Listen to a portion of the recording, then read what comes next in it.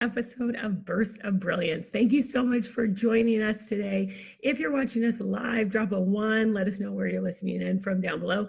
If you're catching the replay, thank you for watching the replay. Drop a 2. Let us know where you're listening in from. So my name is 𝒑𝒐𝒏𝒂𝒈. We are here with, it's a Meet the Contributors. And so the purpose of kind of doing these fun little lives is just for you to get a chance to know the contributors in Never Quit on a Bad Day. So kind of meet the people behind the pages, if you will. And today we are joined with my good friends, Chapter 3 contributors, Mike and Darren. And so Mike and Darren, first of all, thank you guys so much for being here. I know you have so much on your plate right now going on with everything that you do in general and then some right now. So I really appreciate you taking some time to join us today. And we're just gonna have a fun time. And first I wanna kind of kick it off and say why I asked you guys to be in it. Well, friends, once you read the book, you'll see in the introduction, I talk about I was visiting some friends and we were chatting about life and business and all this good stuff.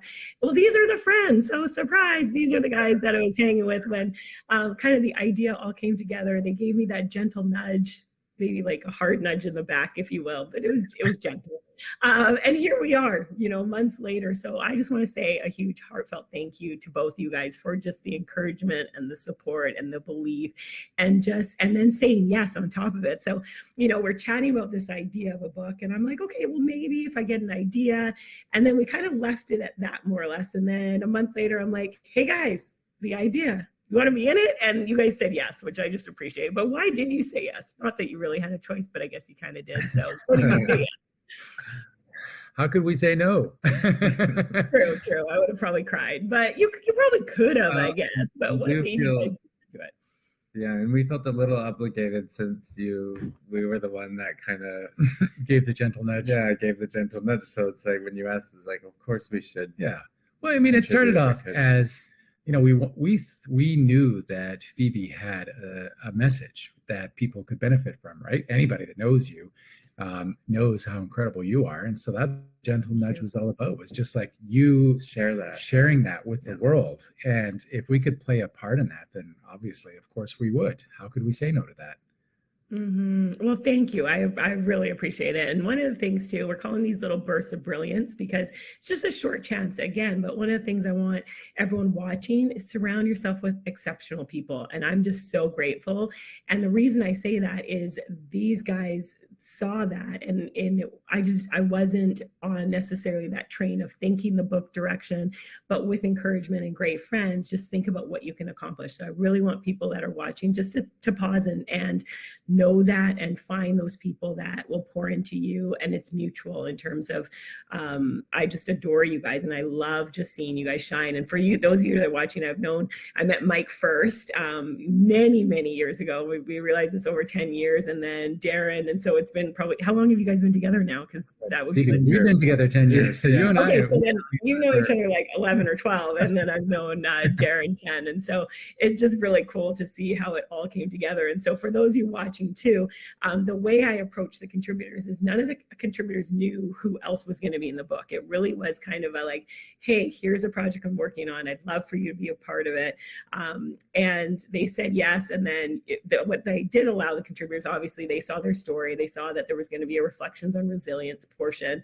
I asked everyone for a video. So for those of you who haven't seen the book, in the book, every chapter has a reflections exercise that you get to work through. And then there's a little QR code you can scan, and then you have a little video of encouragement. So they knew about that part, obviously. However, you didn't see the whole book until it was finished. So now that the book's finished and you've had a chance to see it, what are your overall thoughts about the book?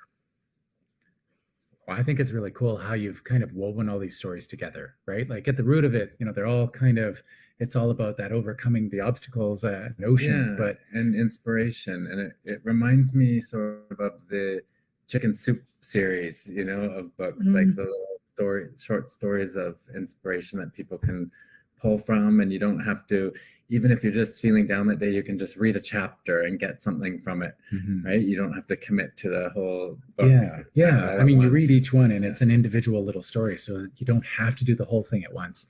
But I think it's a brilliant model because humanity, we've always learned through stories best, right? And when you have a personal story like this that tugs at your heartstrings, that you can really see yourself in, I think that's really powerful. It's great for the readers to experience. And then the video thing at the end, I think, was so clever because you really get to, you get to see who's been sharing their story, right? And you get to see some of the background on what they're talking about. I think that was really clever. Yeah, well, thank you. And it's fun, right? And it kind of brings it all together. And I love what you said too about Darren, that it's true. The way the book, just for those of you, you can read it cover to cover if you choose to. If you're a person who likes to start, read it cover to cover, you absolutely can.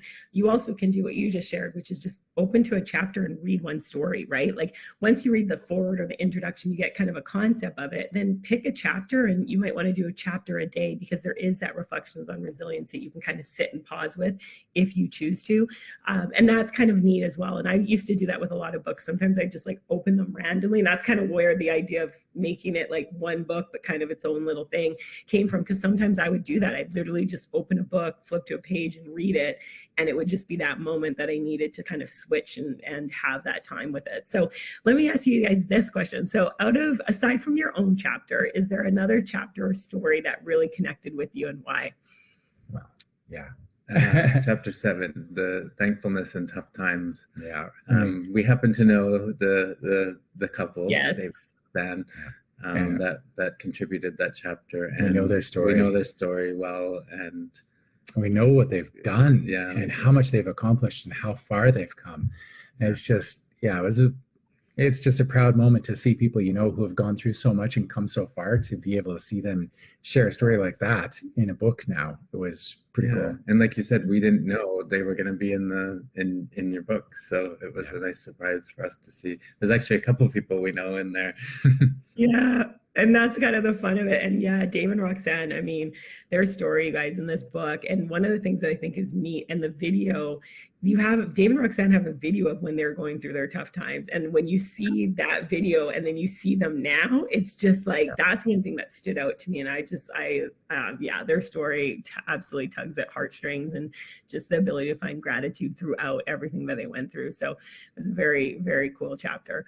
So let me ask you guys this. When you're going through a little moment, let's say you're frustrated, maybe just the energy's a little low, is there, and I know you guys share some of something you do in the video, we don't want to give them all of that, but is there anything else that you guys do to kind of change your state? If you're going through a little bit of a moment and you just need a little something to just shift your state, is there something you guys do or enjoy or think about or talk to, or anything that you guys? Yeah, I mean, it's easy when we're here on the little island we live on, because we can just go outside. Yeah.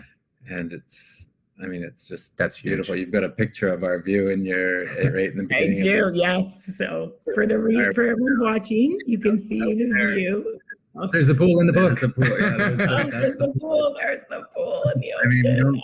We just have to walk 10 steps, and it just, you can't look at that without it just taking all your problems away in that second. Even in the city, I think, we all just spend so much time inside and on the computer and on the phone and the tablet, and just get outside and take a breath of air. I think that's so simple, but it's something that we just get so caught up in our days that we forget to do.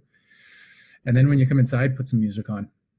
Do you guys have a go-to song or genre of music? Do you have a go-to song or genre of music that you like to listen to?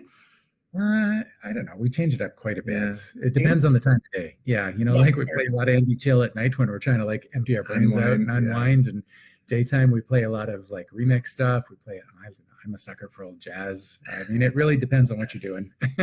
Nice. I love that. Cool.